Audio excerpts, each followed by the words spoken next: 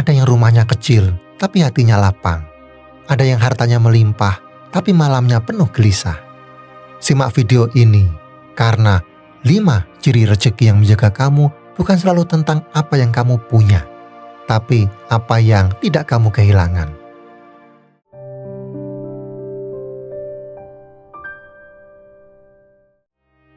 Saya tahu rasanya berjalan jauh, tapi tidak pernah sampai. Rasanya seperti terus menabur benih, tapi tanahnya selalu kering. Bukan karena kamu salah jalan. Bisa jadi arah anginnya yang berubah. Sekarang saatnya kamu berhenti sejenak dan menyadari bahwa rezeki bisa hadir dengan cara yang lebih lembut dan tidak terduga. Sekarang, mari kita merenungkan bersama 5 tanda bahwa rezeki sedang menjaga kamu dengan cara yang tidak selalu tampak. Yang pertama, hati yang tenang dalam segala keadaan. Saya pernah mengenal seseorang yang hidupnya tampak biasa-biasa saja. Ia bukan orang yang memiliki banyak uang, bukan juga yang hidupnya penuh sorotan. Tapi satu hal yang membuat saya kagum adalah caranya menghadapi hidup. Selama bertahun-tahun ia bekerja keras, bangun pagi, pulang malam, berhemat di segala hal, dan mencoba berbagai cara untuk memperbaiki nasib. Namun hasilnya tak kunjung sesuai harapan. Usahanya seperti berjalan di tempat. Ia pernah bercerita bagaimana perasaan lelah itu mulai menumpuk. Bukan hanya lelah fisik, tapi lebih dalam dari itu. Lelah secara batin. Rasanya seperti berteriak di tengah keramaian, tapi tidak ada yang mendengar. Dunia terus berjalan, dan ia terus tertinggal. Ia sempat merasa bahwa ia memang tidak cukup baik, tidak cukup pintar, atau memang bukan takdirnya berhasil. Namun yang mengejutkan, justru di tengah keputusasaan itu, ia mulai menemukan sesuatu yang lain. Bukan pekerjaan baru, bukan pula pemasukan besar, tapi ia menemukan cara baru untuk memandang hidup.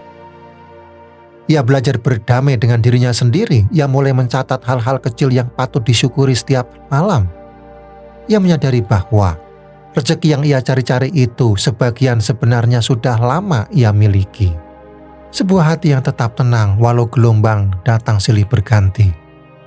Sejak itu, hidupnya tidak berubah drastis, tapi ada yang berubah dalam dirinya. Ia menjadi lebih ringan menjalani hari, lebih lapang menerima keadaan, dan lebih sabar menunggu waktu yang tepat. Dan anehnya, justru setelah itu pelan-pelan pintu-pintu rezeki terbuka. Bukan karena ia berhenti berusaha, tapi karena ia mulai berjalan dengan hati yang tidak terbebani. So, kamu pernah merasa seperti itu juga? Sudah berusaha sekuat tenaga, tapi dunia seolah tidak berpihak? Cobalah berhenti sejenak dan dengarkan suara hatimu sendiri.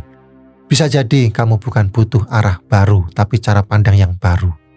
Karena seringkali ketenangan hati adalah bentuk rezeki yang paling awal yang menjaga langkah kita sebelum segalanya benar-benar membaik. Yang kedua, dikelilingi oleh orang-orang yang tulus. Dalam bukunya yang menyentuh berjudul Hidup Apa Adanya, Haemin Sunim menulis, ketika kamu merasa lelah dengan dunia, lihatlah siapa yang tetap tinggal di sisimu. Mereka adalah rumah tempatmu pulang, bahkan ketika kamu merasa hancur. Kalimat itu terasa sederhana, tapi menyentuh sangat dalam. Karena seringkali kita terlalu sibuk mengejar pengakuan dari orang lain, sampai lupa bahwa ada yang selalu hadir meski tidak pernah menuntut balasan. Keluarga yang terus mendoakan dalam diam, sahabat yang masih menanyakan kabarmu walau kamu sering menghilang, atau pasangan yang tetap menggenggam tanganmu meski kamu sedang tidak dalam versi terbaik dirimu. Saya pernah berada di masa ketika saya merasa semuanya menjauh. Dunia seperti menutup pintunya, tapi justru di saat itu saya mulai melihat siapa yang tidak pernah pergi. Mereka bukan orang yang banyak bicara, tapi kehadirannya menguatkan. Pelukan kecil ibu, secangkir teh dari pasangan, atau pesan singkat dari teman lama, semua itu adalah bentuk rezeki yang tidak selalu kita sadari. Coba kamu renungkan, apakah kamu sudah cukup hadir untuk orang-orang yang selalu hadir untukmu? Apakah kamu sudah bersyukur atas kehangatan yang mereka berikan, meski dunia sedang dingin-dinginnya? Kadang rezeki tidak datang dalam bentuk angka, tapi dalam bentuk manusia. Dan manusia yang tulus adalah penjaga rezeki yang paling nyata yang bisa kamu peluk hari ini. Mulailah hadir lebih utuh untuk mereka, bukan hanya dengan kata, tapi dengan waktu dan perhatian. Karena seperti yang ditulis oleh Hemin Sunim, orang-orang itulah rumahmu, dan rumah bukan tempat paling mewah, tapi tempat kamu tetap diterima meski datang dengan luka. Yang ketiga, mudah membantu dan dibantu orang lain. Bayangkan kamu hidup di sebuah hutan kecil yang damai. Dalam kisah yang disebut fabel si tupai dan si landak. Di sana hiduplah dua sahabat, yaitu seekor tupai yang gesit, penuh semangat, namun sering terburu-buru. Dan seekor landak yang lambat, tenang, tapi selalu punya hati yang lembut dan ringan tangan. Setiap hari si tupai sibuk mengumpulkan makanan. Ia selalu merasa waktunya tidak cukup dan khawatir rezekinya akan habis direbut orang lain. Ia berlari dari satu pohon ke pohon lain, membawa banyak kacang tapi enggan berbagi bahkan kepada sahabatnya sendiri. Ia takut kalau memberi ia akan kekurangan. Sementara itu si landak berbeda. Ia memang tidak secepat tupai, tapi setiap kali ia menemukan sesuatu yang lebih dari cukup. Ia menaruhnya di depan sarang hewan lain yang ia tahu sedang kekurangan. Ia tidak pernah menghitung berapa banyak yang ia punya. Ia hanya percaya apa yang ia beri akan kembali dengan cara yang tidak bisa ditebak.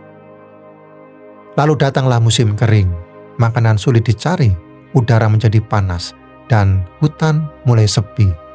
Tupai pun panik, ia kembali ke tempat penyimpanannya, tapi sebagian telah busuk. Ia bingung, lapar, dan bingung harus kemana. Ia baru menyadari bahwa selama ini ia tidak pernah menumbuhkan hubungan, hanya menumpuk kepemilikan. Di saat itulah si landak datang. Dengan langkah kecil dan senyum yang damai, ia membawa beberapa buah pinus dan kacang yang masih segar. Aku simpan ini untuk hari-hari seperti sekarang. Kita makan bersama ya, ucapnya. Tupai hanya bisa terdiam. Dadanya hangat. Bukan karena makanan, tapi karena ia sadar rezeki bukan hanya tentang apa yang kita kumpulkan, tapi tentang apa yang kita bisa bagi. Kamu sedang merasakan seperti si tupai hari ini? Sibuk bekerja, takut kekurangan dan ragu untuk memberi? Tapi cobalah renungkan, apakah hatimu sudah cukup ringan untuk membantu orang lain? Ataukah kamu sedang memikul rasa takut kehilangan terlalu berat sampai lupa bahwa memberi justru membuat jalan pulang bagi rezeki? Menjadi seperti si landak bukan seperti kamu harus punya banyak dulu untuk bisa memberi. Tapi percaya bahwa memberi dari hati yang tulus akan selalu membuka jalan untuk bantuan datang di saat kamu paling membutuhkannya. Yang keempat, terhindar dari hal-hal yang membahayakan. Ada satu kisah dari Steve Jobs, tokoh yang dikenal dunia karena membangun Apple. Tapi tidak banyak yang tahu bahwa ia pernah mengalami masa paling pahit dalam hidupnya, yaitu ketika dipecat dari perusahaannya sendiri. Saat itu ia merasa dikhianati, hancur dan kehilangan arah. Apa yang ia bangun dari nol justru menolaknya. Dalam sebuah pidatonya di Stanford ia berkata, "Kadang hidup menghantam kepala kita dengan batu bata, tapi jangan kehilangan keyakinan." Kamu bisa bayangkan bagaimana rasanya dikeluarkan dari tempat yang kamu lahirkan sendiri? Tapi waktu berjalan dan ternyata justru dari titik terendah itu ia menemukan kembali gairahnya. Ia mendirikan Pixar, kemudian Next, yang pada akhirnya dibeli oleh Apple dan membawanya kembali ke sana dengan visi yang lebih matang, lebih tajam, lebih hidup. Andai saja waktu itu tidak dikeluarkan, bisa jadi ia tidak pernah menciptakan iPhone yang mengubah dunia. Dan ia sendiri berkata peristiwa paling menyakitkan dalam hidupnya ternyata adalah jalan terbaik untuknya. Jalan yang tidak ia inginkan, tapi sangat dibutuhkan. Kamu bisa saja pernah juga mengalami hal serupa, batal ikut proyek besar, gagal diterima kerja, gagal menikah, ditinggalkan di saat kamu merasa sudah siap. Tapi bagaimana jika semua itu adalah bentuk perlindungan? Bagaimana jika kamu sedang dijauhkan dari sesuatu yang tidak akan baik untukmu, meski kamu pikir itu yang terbaik? Kita seringkali hanya bersyukur atas apa yang datang, tapi jarang merenung tentang apa yang tidak jadi terjadi. Padahal bisa jadi disitulah rezeki paling nyata sedang menjagamu, bukan membawa, tapi menjauhkan. Kamu tidak pernah tahu apa yang sedang Tuhan singkirkan dari jalanmu. Tapi kamu selalu bisa memilih untuk percaya bahwa apapun bentuknya, perlindungan itu adalah rezeki juga. Maka hari ini mari belajar bersyukur, bukan hanya atas apa yang kita dapatkan, tapi juga atas apa yang tidak sempat menyentuh kita. Yang kelima, selalu ada jalan saat terdesak. Bayangkan hidupmu seperti aliran sungai. Di awal airnya mengalir tenang, jernih, membawa harapan dan semangat. Tapi suatu hari alirannya mulai melambat, lalu tersumbat. Ada batang kayu, ada batu besar, ada lumpur yang mengendap, semua menghalangi arusnya. Dan kamu mulai bertanya, mengapa hidup terasa diam, sepi, tidak bergerak kemana-mana? Padahal sungai tidak pernah benar-benar berhenti, ia hanya mencari celah. Sekecil apapun retakan pada batu, ia akan mengalir melaluinya. Dan justru dari celah kecil itulah terbentuk jalan baru, kadang arusnya menyimpang dari rencana. Tapi ia tidak pernah kehilangan tujuannya, terus bergerak sampai menemukan lautnya sendiri. Saya pernah merasa seperti sungai yang tersumbat. Semua yang saya rencanakan tidak berjalan sesuai harapan. Tapi saat saya mulai pasrah dan membiarkan hati saya terbuka, datang satu pertemuan sederhana, yaitu dari orang yang bahkan tidak saya sangka. Satu ajakan kecil yang akhirnya menjadi jalan besar dalam hidup saya. Dari situ saya belajar bahwa rezeki itu bukan soal seberapa deras arusnya, tapi seberapa tekun kita membiarkan diri kita mengalir, meski lewat jalan yang tidak kita duga. Coba kamu renungkan, apakah selama ini kamu sedang terhenti karena memaksa sungai hidupmu untuk lewat jalur yang sama?